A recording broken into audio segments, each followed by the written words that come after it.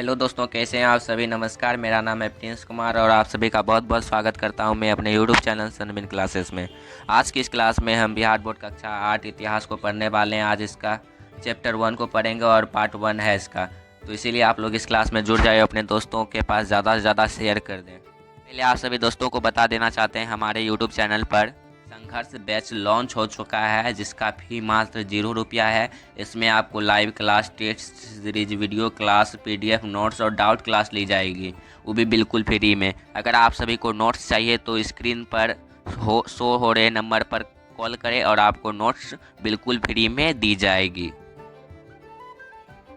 और अंत में मैं बता दूंगा कि आप लोग टेस्ट सीरीज में कैसे जुड़ सकते हैं, वो भी फ्री में। तो आप लोग अंत तक ज़रूर बने रहिएगा। तो चलिए दोस्तों, आपका समय नहीं बर्बाद करते हुए आज का क्लास चालू करते हैं। तो चलिए दोस्तों, आज का क्लास शुरू हो चुका है। आज सबसे पहले हम जानने की कोशिश करेंगे कि इतिहास क्या है। थोड़ा सा 1 मिनट। तो चलिए दोस्तों, सबसे पहले हम जानेंगे कि इतिहास किसे कहते हैं। इतिहास का परिभाषा: अतीत का अध्ययन करना ही इतिहास कहलाता है। जो घटना बीत गया, अगर उसका हम लोग अध्ययन करेंगे तो उसी को हम लोग इतिहास कहते हैं। तो इतिहास का पिता हेरोडोटस को कहा जाता है। इतिहास का पिता किसे कहा जाता है? हेरोडोटस को कहा जाता है। यह कहाँ का निवासी था? यह यूनान देश का निवासी था। यह कहाँ का निवासी था? यूनान देश का। इतिहास किसे कहते हैं? इतिहास, अतीत का अध्ययन करना ही इतिहास कहलाता है। इतिहास का पिता हेरोडोटस को कहा जाता है, जो यूनान देश के निवासी थे। बाद हम लोग इतिहास का संधि विच्छेद करेंगे। इतिहास का संधि विच्छेद इति प्लस हास होता है। इति का अर्थ होता है ऐसा अवश्य ही, और हास का अर्थ होता है घटना हुआ होगा। तो हम लोग परिभाषा इससे भी लगा सकते हैं कि ऐसा अवश्य घटना हुआ होगा जो पिछले वर्ष घटा हुआ होगा, अगर उसका हम लोग अध्ययन करेंगे तो इतिहास कहते हैं। इस तरह से भी हम लोग परिभाषा इसका निकाल सकते हैं। अब हम लोग पढ़ेंगे कि इतिहास को कितने कालखंडों में बांटा गया है। अध्ययन की सुविधा से इतिहास को 3 कालखंडों में बांटा गया है। पहला है प्राचीन काल, उसके बाद दूसरा आता है मध्यकाल और तीसरा आता है आधुनिक काल। प्राचीन काल के बारे में हम कक्षा 7-6 में पढ़ चुके हैं और मध्यकाल के बारे में कक्षा 7 में पढ़ चुके हैं। आज हम लोग इस क्लास कक्षा 8 में हम लोग आधुनिक काल के बारे में पढ़ेंगे। तो आप लोग इस क्लास में जुड़ जाएं और ज़्यादा से ज़्यादा दोस्तों के पास शेयर करिए। तो चलिए दोस्तों, अब आगे बढ़ते हैं। यहाँ से हमारा चैप्टर शुरू होता है। इसके पहले हम इतिहास के बारे में बेसिक जानकारी ले लिए हैं। तो सबसे पहला आता है पूर्ण जागरण क्या है। तो पूर्ण जागरण, तो पूर्व आधुनिक युग का जन्म सबसे पहले यूरोप में हुआ, यूरोप के इटली शहर में। उसके बाद 15वीं शताब्दी में इटली में एक नया आंदोलन आरंभ हुआ, जिसे पूर्ण जागरण कहा जाता है। अगर आपसे पूछा जाए कि आधुनिक युग का जन्म सबसे पहले कहाँ हुआ, तो आप लोग बोलिएगा यूरोप में। यूरोप में भी कहाँ? तो इटली में। उसके बाद 15वीं शताब्दी में इटली में एक नया आंदोलन आरंभ हुआ, जिसे पूर्ण जागरण कहा जाता है। तो पूर्ण जागरण का संधि विच्छेद करेंगे। तो संधि विच्छेद क्या होता है? पूर्ण जागरण का संधि विच्छेद पुनः प्लस जागरण होता है। पुनः का अर्थ होता है फिर से, और जागरण का मतलब होता है जागना। ऐसा नहीं है कि इस फिर से सो के उठा है उसके बाद फिर उठा है, ऐसा नहीं है। हम पूर्ण जागरण का अर्थ हुआ यहाँ पे आधुनिक युग का आरंभ तो पहले ही हो चुका था, मनुष्य सभी होना चाहता, सभी हो चुका था, लेकिन तब पर भी आधुनिक युग में भी ऐसे अंधविश्वास थे, जैसे हो गया अधिक दूरी पे जाएंगे तो पृथ्वी खत्म हो जाएगा। उसके बाद धार्मिक स्थल में ये नहीं करो, वे नहीं करो, इस तरह से बहुत अंधविश्वास थे, जिसके लिए फिर अंधविश्वास को दूर करने के लिए सभी नागरिक जागने लगे, जिसकी शुरुआत सबसे पहले इटली में हुई। इसीलिए इसे पूर्ण जागरण कहा जाता है। इटली में जैसे पूर्ण जागरण हुआ, उसी तरह से उसके बाद ये सभी खोज यात्रा के लिए चले गए कि कहाँ तक ये नदी जाता है, नहर जाता है। उसके बाद स्पेन के प्रसिद्ध नाविक कोलंबस ने 1492 ईस्वी में अमेरिका महाद्वीप की खोज की। ये इम्पोर्टेंट लाइन है, इसमें पूछा जाएगा कोलंबस किस महाद्वीप की खोज की, तो आप लोग बोलिएगा अमेरिका का। कोलंबस कहाँ का है? तो बोलिएगा स्पेन का। अमेरिका की खोज किसने की? तो कोलंबस ने की। कब की? तो 1492 ईस्वी में। इस तरह से ढेरी ऑब्जेक्टिव पूछा जाता है, तो आप लोग इस सभी को रट लीजिएगा। नोट्स हम लास्ट में बता देंगे कि आप लोग नोट्स कैसे ले सकते हैं। तो पुर्तगाल के नाविक वास्को डी गामा ने 1498 ईस्वी में यूरोप से भारत तक की समुद्री मार्ग की खोज की। तो आप लोग इससे ऑब्जेक्टिव पूछा जाएगा कि वास्को डी गामा ने किस द्वीप की खोज की, तो आप लोग बोलिएगा भारत की। भारत की खोज किसने की, तो वास्को डी गामा ने। वास्को डी गामा कहाँ का था, तो पुर्तगाल का था। वास्को डी गामा ने भारत की खोज कब की, तो इसका आंसर होगा 1498 ईस्वी में। इस तरह से बहुत सारे ऑब्जेक्टिव क्वेश्चन आपके एग्जाम में पूछे जाते हैं, तो आप लोग इन्हें थोड़ा रट लीजिएगा। तो चलिए दोस्तों अब आगे बढ़। यहाँ पर आप लोग कोलंबस का फोटो देख सकते हैं, ये है कोलंबस और ये है वास्को डी गामा, भारत की खोज करने वाला वास्को डी गामा। तो चलिए दोस्तों अब आगे बढ़ते हैं। अब हम लोग जानेंगे कि खोज यात्रा जो हुआ इसका क्या परिणाम निकला। खोज यात्रा का परिणाम, खोज यात्रा के कारण यूरोपीय देशों तथा नए देशों के बीच व्यापारिक संबंध बना। जैसे जैसे वास्को डी गामा ने भारत की खोज की तो वास्को डी गामा पुर्तगाल और भारत के बीच व्यापारिक संबंध बना, जिससे यहाँ पे व्यापार को बढ़ावा मिला। तो इसी तरह से जैसे जैसे नए देशों की खोज होते गए तो और दोनों देश एक दूसरे से कनेक्ट होते गए और व्यापार को बहुत ज़्यादा फायदा हुआ, तो व्यापारिक संबंध बना। जब देशों के साथ व्यापारिक संबंध बना तो पूंजीवाद और औद्योगिक क्रांति हुई। तो पूंजीवाद हम लोग जानेंगे, तो वह खोज यात्रा के कारण ही व्यापारिक संबंध बना, जिसके कारण व्यापार को बढ़ावा मिला, जिससे पूंजीवाद का जन्म हुआ। अब हम लोग जानेंगे कि पूंजीवाद क्या होता है। यह एक ऐसी व्यवस्था है जिसमें लोगों का उद्देश्य अधिक से अधिक लाभ कमाना है। पूंजीवाद में जैसे आ जाता है कंपनी लोग हमेशा चाहता है कि हम लोगों से कैसे ज़्यादा से ज़्यादा पैसा कमाएं। ये लोग हमेशा अपने व्यापार को कैसे बनाएं, वृद्धि करें, इसी के बारे में सोचते रहता है। इसी को पूंजीवाद कहा गया है। एक होता है समाजवाद, जिसमें समाज के लोगों का भलाई हो, उसके बारे में सोचा जाता है। यहाँ पे है पूंजीवाद।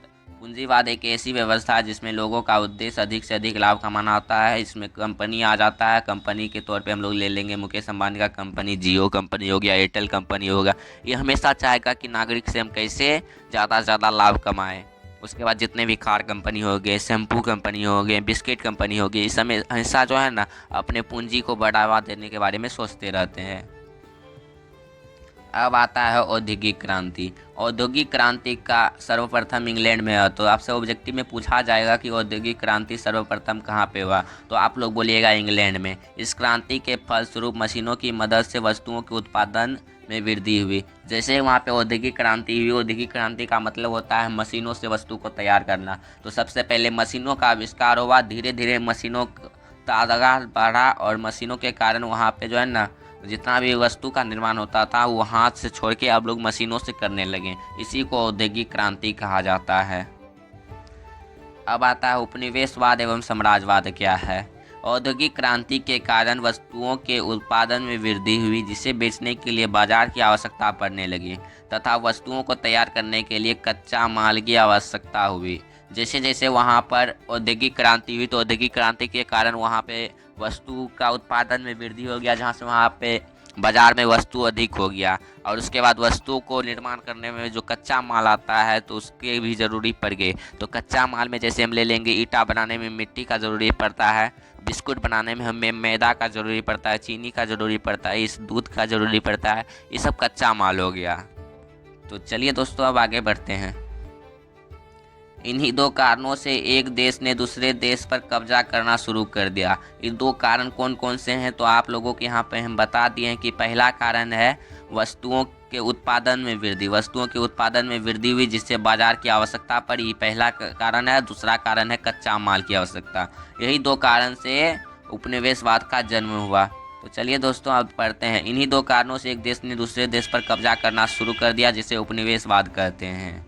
मतलब जब एक देश अपने लाभ के लिए दूसरे देश पर कब्जा करता है उसे उपनिवेशवाद कहते हैं। जैसे भारत इंग्लैंड का गुलाम बना हुआ था, तो भारत उपनिवेशवाद के तहत इंग्लैंड का गुलाम बना हुआ था। उन्होंने अपना उपनिवेश भारत में स्थापित कर रखा था। चलिए दोस्तों, आशा करते हैं आप लोग यहाँ तक समझे और यहाँ तक जो बने हैं उसके लिए धन्यवाद। तो चलिए दोस्तों अब आगे बढ़ते हैं। तथा शासित देश को कॉलोनी कहा जाता है, जहाँ पे शासन होता है। जैसे इंग्लैंड ने भारत पर कब्जा किया था तो भारत को हम लोग शासित देश कहेंगे, तो शासित देश को कॉलोनी कहा जाता है, अर्थात उपनिवेश कहा जाता है। कॉलोनी कहिए या फिर उपनिवेश कहिए, दोनों एक ही चीज़ होता है। बड़े पैमाने पर इस प्रक्रिया को अपनाने के कारण ही इस युग को औपनिवेशिक युग कहा जाता है। जब एक देश ने दूसरे देश पर कब्जा करना शुरू कर दिया और बड़े पैमाने पर ये होने लगा तो इस जो युग हुआ इसी को औपनिवेशिक युग कहा जाता है। अब हम लोग पढ़ेंगे मेन पॉइंट को, अमेरिकी क्रांति। इससे बहुत सारे आपके ऑब्जेक्टिव सवाल आते हैं परीक्षा में, तो आप लोग इस क्लास में ज़रूर बने रहें। तो हम सबसे पहले शुरू करते हैं अमेरिका। तो अमेरिका किसका गुलाम बना हुआ था? आप लोगों को नहीं मालूम होगा, किसी किसी को मालूम भी होगा, तो मैं बता देना चाहता हूँ। अमेरिका जो है ना, ब्रिटेन अंग्रेज़ को कहा जाता है, तो अंग्रेज़ का गुलाम बना हुआ था। जैसे हम लोग अंग्रेज़ का गुलाम बने हुए थे, वैसे अमेरिका भी अंग्रेज़ का गुलाम बना हुआ था। अमेरिका का जो निवासी था, मतलब अमेरिका में जो रहने वाले थे लोग, उसको रेड इंडियन कहा जाता है। क्या कहा जाता है? Red Indian. आपसे ऑब्जेक्टिव में पूछा जाएगा रेड इंडियन किसे कहते हैं, तो आप लोग बोलिएगा अमेरिका के निवासी को रेड इंडियन कहते हैं। तो चलिए दोस्तों, अब आगे बढ़ते हैं। अगला पॉइंट आता है अमेरिका कब स्वतंत्र हुआ। तो यहाँ पे है अमेरिका का पूर्ण स्वतंत्रता 4 जुलाई 1776 ईस्वी को मिली। अमेरिका जो है ना कब स्वतंत्र हुआ, तो 4 जुलाई 1776 ईस्वी ध्यान रखिएगा आप लोग। उसके बाद आता है अमेरिका का स्वतंत्रता युद्ध 1783 ईस्वी में पेरिस की संधि के तहत समाप्त हुई। अमेरिका में जो युद्ध चल रहा था उस 1783 ईस्वी में जो पेरिस की संधि हुई उसके तहत समाप्त हुआ। आप सभी से पूछा जाएगा कि पेरिस कहाँ है। पेरिस जो है ना फ्रांस में है, फ्रांस की राजधानी पेरिस है, फ्रांस की राजधानी पेरिस है। आप लोग इस तरह से भी याद कर सकते हैं। उसके बाद पूछा जाएगा किस संधि के तहत अमेरिका को स्वतंत्रता युद्ध बंद हुआ, तो आप लोग बोलिएगा पेरिस की संधि के तहत। तो चलिए दोस्तों, अब आगे बढ़ते हैं। मैं आशा करता हूँ आप लोग यहाँ तक समझ गए होंगे। उसके बाद आता है अगला पॉइंट। यहाँ पे देख सकते हैं ये है अमेरिका का झंडा। आपको थोड़ा कलर हाईलाइट करने दीजिए, वैसे पता नहीं चल रहा होगा। यह है अमेरिका का झंडा और ये है ब्रिटेन का झंडा। तो पेरिस की संधि अमेरिका तथा ब्रिटेन के बीच हुई। ऑब्जेक्टिव में ये बहुत बार पूछा गया है कि पेरिस की संधि किसके बीच हुई, तो आप लोग बोलिएगा अमेरिका तथा ब्रिटेन के बीच पेरिस की संधि हुई थी। तो चलिए दोस्तों, आगे बढ़ते हैं। उसके बाद आता है अमेरिकी क्रांति के। अमेरिका स्वतंत्रता संग्राम का नायक जॉर्ज वाशिंगटन था। कौन था? George Washington. आपसे ऑब्जेक्टिव में पूछा जाएगा जॉर्ज वाशिंगटन कौन है, तो आप लोग बोल सकते हैं अमेरिका स्वतंत्रता संग्राम का नायक था, जो बाद में अमेरिका का प्रथम राष्ट्रपति हो गया। ऑब्जेक्टिव में बहुत बार पूछा गया है कि अमेरिका का प्रथम राष्ट्रपति कौन है, तो आप लोग बोलिएगा जॉर्ज वाशिंगटन। उसके बाद आता है प्रजातंत्र तथा धर्मनिरपेक्ष राज्य की स्थापना सर्वप्रथम अमेरिका में हुई। प्रजातंत्र का अर्थ होता है लोकतंत्र। सबसे पहले लोकतंत्र कहाँ पे लागू हुआ, तो आप लोग बोलिएगा अमेरिका में। भारत में किस तरह की शासन व्यवस्था है, तो आप लोग बोलिएगा लोकतंत्र। उसके बाद आता है धर्मनिरपेक्ष राज्य। धर्मनिरपेक्ष राज्य का अर्थ होता है ऐसा राज्य जहाँ पर किसी भी धर्म का मान्य नहीं हो, सब धर्म का मान्य बराबर रहता है। जैसे ले लीजिए भारत धर्मनिरपेक्ष राज्य है। यहाँ पर हिंदू, मुसलमान, सिख, ईसाई सभी धर्म एक तत्व भाव से रहते हैं। यहाँ पर किसी भी धर्म पर भेदभाव नहीं होता है। उसके बाद आता है विश्व का सर्वप्रथम लिखित संविधान अमेरिका में 1789 ईस्वी में लागू हुई। तो आपसे ऑब्जेक्टिव में पूछा जाएगा कि विश्व का सबसे लिखित संविधान किस देश का है, तो आप लोग बोलिएगा अमेरिका में। उसके बाद ये कब लागू हुआ, तो 1789 ईस्वी में। तो चलिए दोस्तों, अब आगे बढ़ते हैं। यहाँ पे आप लोग देख सकते हैं जॉर्ज वाशिंगटन को। ये जो यहाँ पे देख रहे हैं इस चित्र में, ये कौन है? जॉर्ज वाशिंगटन है, अमेरिका के प्रथम राष्ट्रपति जॉर्ज वाशिंगटन। अमेरिका के प्रथम राष्ट्रपति जॉर्ज वाशिंगटन है अमेरिका के प्रथम राष्ट्रपति। तो चलिए दोस्तों, आज के लिए बस इतना ही। आप सभी को हम थोड़ा बता दें, आप लोगों को टेलीग्राम में जुड़ जाइए। टेलीग्राम में जुड़ जाइए। यहाँ पे हमेशा ऑब्जेक्टिव क्यूज होते रहता है।